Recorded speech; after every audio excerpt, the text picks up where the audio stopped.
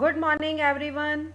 Today in this session of Business Studies class we are going to discuss the concept of life insurance. What is life insurance?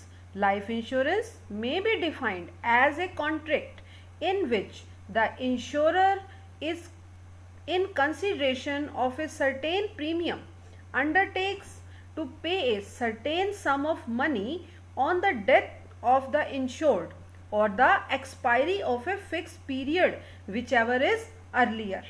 The premium may be paid by the insured either in lump sum or in installment at regular intervals, say monthly, quarterly, half yearly, etc.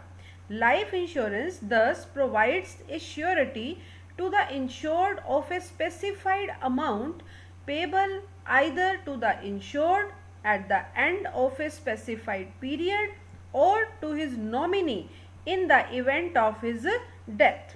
The subject matter of life insurance is always human life. Life insurance actually में क्या है कि हम अपनी life का insurance करवाते हैं, उसके लिए हम कुछ फ़ी यानी कि कुछ प्रीमियम पे करते हैं इंश्योरेंस कंपनी को. Insurance company plays the role of insurer and human being जो अपनी बॉडी का, जो अपनी लाइफ का इंश्योरेंस करवा रहे हैं, plays the role of insured.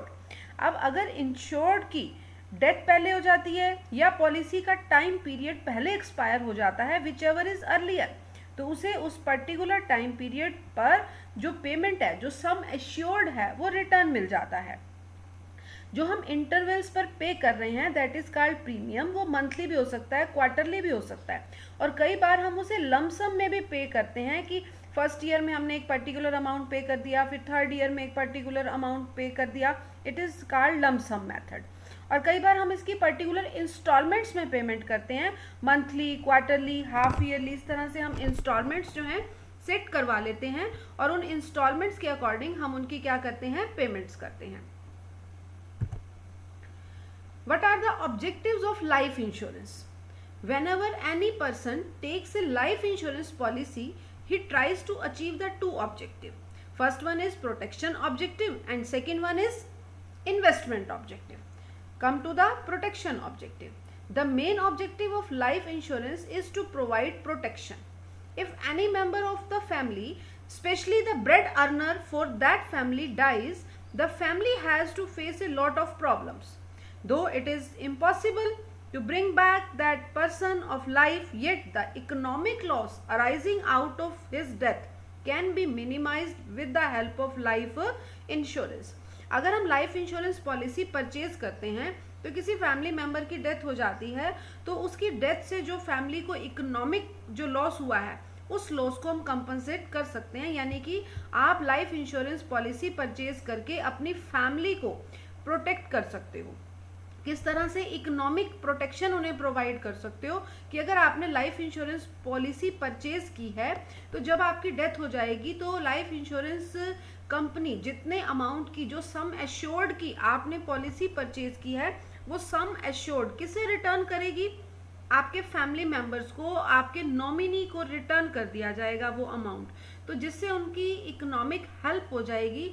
हम किसी ह्यूमन बीइंग की लाइफ को वैसे तो मनी में मेजर नहीं कर सकते, लेकिन एक पर्सन ने अपनी लाइफ का जितने सम एश्योर्ड का अमाउंट जो है वो इंश्योरेंस कंपनी से पॉलिसी परचेज की है, वो सम एश्योर्ड का टोटल अमाउंट जो है वो उस पर्सन के नॉमिनीज को दिया जाएगा ताकि उनकी जो इकोनॉमिक लॉस है उसे कंपनसेट किया जा सके. Come to the next objective, that is investment objective. Life insurance not only provide protection from future risk, but it is also a good medium of investment for the people. The insured invests small amounts in the form of premium with the insurance company. In life insurance, the sum assured is paid at the death or on the maturity period, whichever is earlier. If a person dies early, his family gets compensation amount. अगर किसी person की death हो जाती है और उसकी life insurance policy अभी expire नहीं हुई है, उसका टाइम पीरियड मैच्योरिटी टाइम तक नहीं पहुंचा है, तो भी उसके फैमिली मेंबर्स को जो सम एश्योर्ड का अमाउंट है वो रिटर्न कर दिया जाता है। यहाँ कौन सा फैक्टर आ रहा है? यहाँ आ रहा है प्रोटेक्शन फैक्टर। अब इन्वेस्टमेंट फैक्टर कहाँ आता है? If a person survives then he she himself और herself can get the policy amount. अगर वो पर्सन लाइव रहता है, अपनी पॉलिसी के मैच्योरिटी पीरियड तक वो पर्सन लाइव रहता है, तो उस पर्सन को वो सारा अमाउंट सम एश्योर्ड का रिटर्न कर दिया जाता है। तो यहाँ कौन सा फैक्टर आ रहा है? Investment factor. अब एग्जांपल से इसे क्लियर करते हैं कि एक पर्सन ने 10 इयर्स के लिए अपनी लाइफ इंश्योरेंस पॉलिसी परचेज की है, उस पे वो एनुअली इंस्टॉलमेंट्स प्रीमियम की पे कर रहा है। अगर 3 इयर्स के बाद उस पर्सन की डेथ हो जाती है तो उसके नॉमिनी को सम एश्योर्ड जो कि 10 लाख रुपीस का अमाउंट था, ठीक है, वो सारा का सारा रिटर्न हो जाएगा।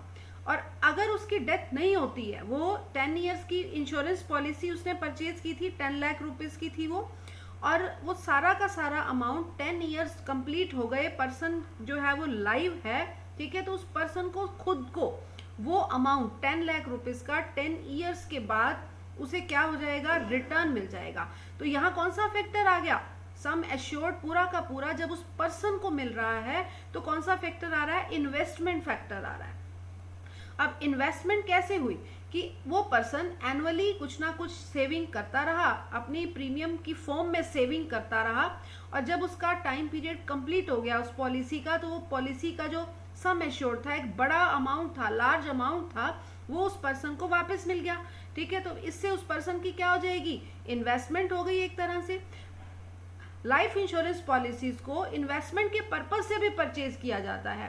पेरेंट्स अपने बच्चों के नाम पर लाइफ इंश्योरेंस पॉलिसीज परचेज करते हैं ताकि जब उनकी हायर एजुकेशन के लिए मनी की रिक्वायरमेंट हो तो लाइफ इंश्योरेंस पॉलिसी से एक लमसम अमाउंट, एक बड़ा अमाउंट उन्हें रिसीव हो जाए, जिससे बच्चों की हायर एजुकेशन पे जो एक्सपेंडिचर होना है उसमें उनको दिक्कत ना आए। लोग अपनी ओल्ड एज के लिए भी लाइफ इंश्योरेंस पॉलिसीज में मनी इन्वेस्ट करते हैं कि ओल्ड एज में जब वो रिटायर हो जाएंगे, ठीक है, तो उनकी सैलरीज, उनकी जो इनकम्स हैं, जो बिजनेस कर रहे हैं या जो सैलरी बेस्ड एम्प्लॉय हैं, ठीक है, सभी एक पर्टिकुलर टाइम पीरियड के बाद जो है अपने एक रेगुलर जो उनका रूटीन होता है, रेगुलर जॉब होती है, रेगुलर बिजनेस होता है, उससे रिटायर हो जाते हैं। तब उन्हें ओल्ड एज में जो मनी की रिक्वायरमेंट होती है वो कहाँ से पूरी करते हैं? अपनी इन्वेस्टमेंट से पूरी करते हैं। जो उन्होंने अपने पास्ट में इन्वेस्टमेंट्स की होती हैं, उन सारी इन्वेस्टमेंट की मनी से वो जो है अपना बाकी जो लाइफ है उसे इजीली स्मूथली जो है वो चला सकते हैं। तो इसीलिए लाइफ इंश्योरेंस में दोनों फैक्टर्स हैं, इन्वेस्टमेंट फैक्टर भी है और प्रोटेक्शन फैक्टर भी है। इन्वेस्टमेंट कब है? जब टाइम पीरियड पूरा होने के बाद आपको खुद को वो मनी वापस मिल रही है, तो that is called investment factor. और जब टाइम पीरियड अभी पूरा नहीं हुआ, बीच में ही पर्सन की डेथ हो जाती है, तो उसके नॉमिनीज को जब मनी मिलती है तो वहां कौन सा फैक्टर आता है? Protection factor. फाइनली हम ये कहेंगे कि इन्वेस्टमेंट फैक्टर के लिए हमारी जो मनी है वो क्या कहती है? Money speaks only one language.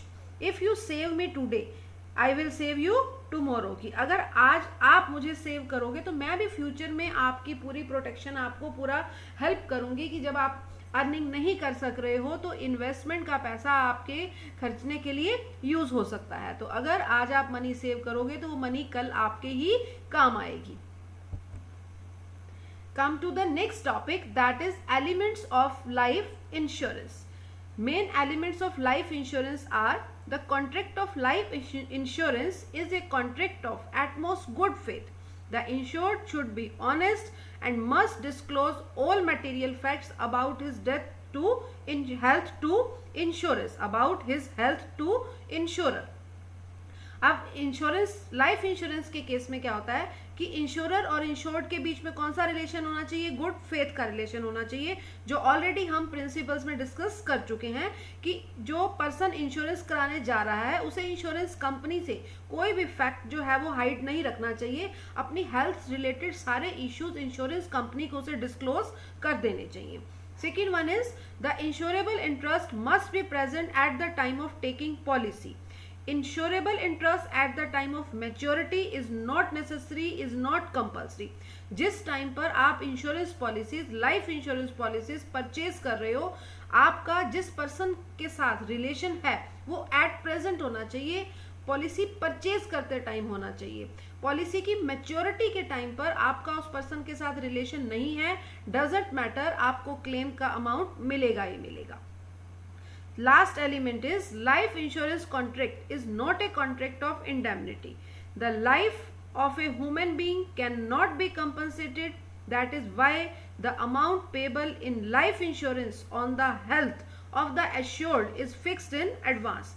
देखो हम किसी की लाइफ का मेजरमेंट नहीं कर सकते, ठीक है, कि कोई पर्सन जो है उस एक पर्टिकुलर पर्सन जो है उसकी लाइफ 1 करोड़ की है, दूसरा पर्टिकुलर पर्सन है उसकी लाइफ 10 लाख की है। हम किसी भी पर्सन की लाइफ को मनी में मेजर नहीं कर सकते, इसीलिए हमारी जो हेल्थ का मनी मेजरमेंट है वो एडवांस में कर लिया जाता है।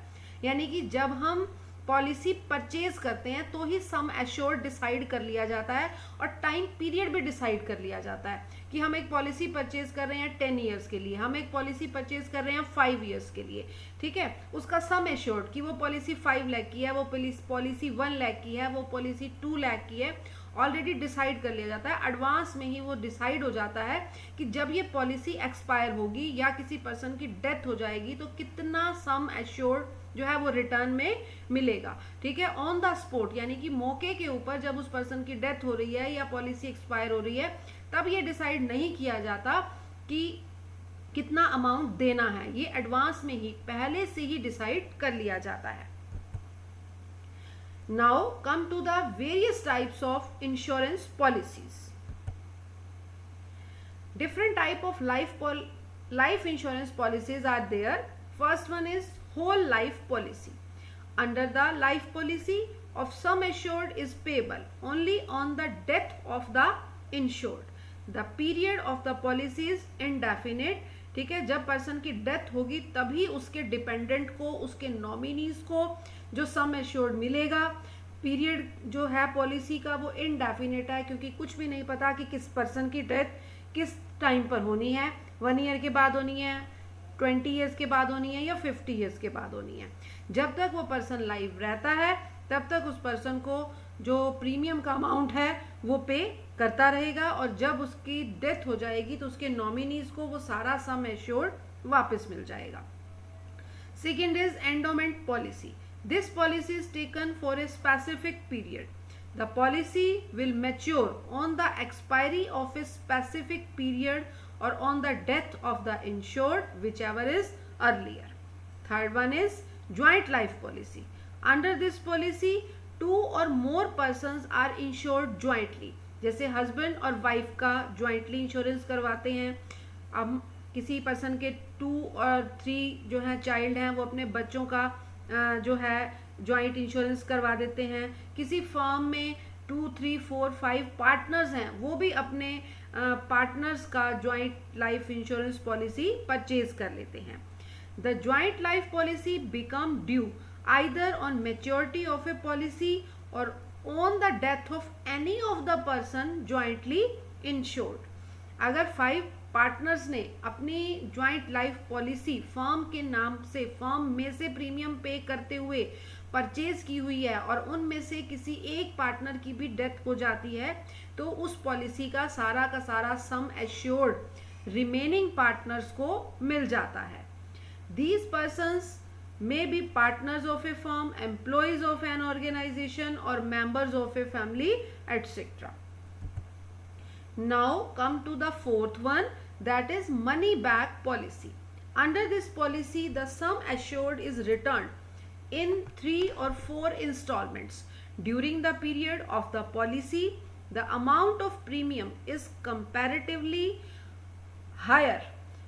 In case of these policies, however, the risk will be covered till the expiry of the policy for the full amount of the sum assured. Money back policy बहुत ज़्यादा currently trend में है। आप न्यूज़ चैनल्स पर, TV पर भी SBI money back policy जो है उसकी बहुत सारी एड्स भी देख रहे हो। तो जो मनी बैक पॉलिसी है उसमें रियल में क्या होता है कि जितने सम एश्योर्ड का आपने एक पर्टिकुलर टाइम पीरियड के लिए इंश्योरेंस पॉलिसी परचेज किया है उसका कुछ परसेंट आपको डिफरेंट टाइम पीरियड्स पर रिटर्न करती रहती है। कौन? Insurance company. अब मान लीजिए कि मैंने 5 ईयर्स के लिए 2 लाख रुपीस की इंश्योरेंस पॉलिसी परचेज कर ली। जो कौन सी पॉलिसी थी? मनी बैक पॉलिसी थी। अब मेरी मनी बैक पॉलिसी में क्या रूल था कि 15% मुझे ईच ईयर के एंड में जो है वो रिटर्न होता रहेगा। ठीक है, कि हर साल मुझे 15% जो है वो रिटर्न होता रहेगा। मनी बैक पॉलिसी है, सेकेंड ईयर के एंड में होगा, थर्ड ईयर के एंड में होगा। ठीक है, इस तरह से हर ईयर के एंड में मुझे रिटर्न होता रहेगा। और आफ्टर द 5 ईयर्स मुझे पूरा का पूरा सम एश्योर्ड जितना भी मेरा बैलेंस होगा, जो मुझे रिटर्न नहीं हुआ होगा, वो सारा रिटर्न हो जाएगा। ठीक है, इन बिटवीन अगर उस पर्सन की डेथ हो जाती है 5 ईयर्स से पहले ही, अगर उस पर्सन की डेथ हो जाती है जिसने वो लाइफ इंश्योरेंस पॉलिसी परचेज की है, तो उसके नॉमिनीज को 100% जो सम एश्योर्ड है वो सारा का सारा मिल जाएगा। जितना मनी बैक ऑलरेडी मिल चुका होगा वो डिडक्ट हो जाएगा, जो बैलेंस होगा वो सारा का सारा उसके नॉमिनीज को मिल जाएगा। और मनी बैक पॉलिसीज आजकल बहुत ज्यादा ट्रेंड में है। Come to the double accident policy. This policy gives extra coverage of risk for death of accident. Under this policy, in case of death of the assured in an accident, his survivors will get double the amount of sum assured. Some extra premium is charged to cover accident risk.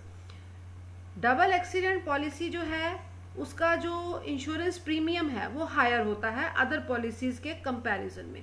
क्यों? क्योंकि इसमें हम अपने जो insured person है उसे double benefit provide कर रहे हैं। अगर हमारे इंश्योर्ड की जो डेथ है वो एक्सीडेंट से हो रही है, एक्सीडेंट से डेथ होने के बाद उसके जो सर्वाइवर्स हैं उन्हें डबल अमाउंट मिलता है। जो इंश्योरेंस पॉलिसी का सम एश्योर्ड होता है उसका डबल अमाउंट मिलता है। और अगर वो पर्सन लाइव रहता है मैच्योरिटी पीरियड तक, तो उस पर्सन को खुद को जो टोटल सम एश्योर्ड होता है वही मिलता है, डबल नहीं मिलता। अगर उसका डेथ एक्सीडेंट से ही होता है तो जो है डबल होने का प्रोविजन है, अदरवाइज प्रोविजन डबल होने का नहीं है। और किसी केस में उसकी डेथ हो रही है, नेचुरल डेथ हो रही है या किसी डिजीज से उसकी डेथ हो रही है, तब भी उसको डबल जो है वो सम एश्योर्ड का डबल अमाउंट नहीं मिलेगा, सिर्फ एक्सीडेंट के केस में ही डबल अमाउंट मिलेगा। That's all about the life insurance policies, concept and the various elements of life insurance. Thanks for watching this video.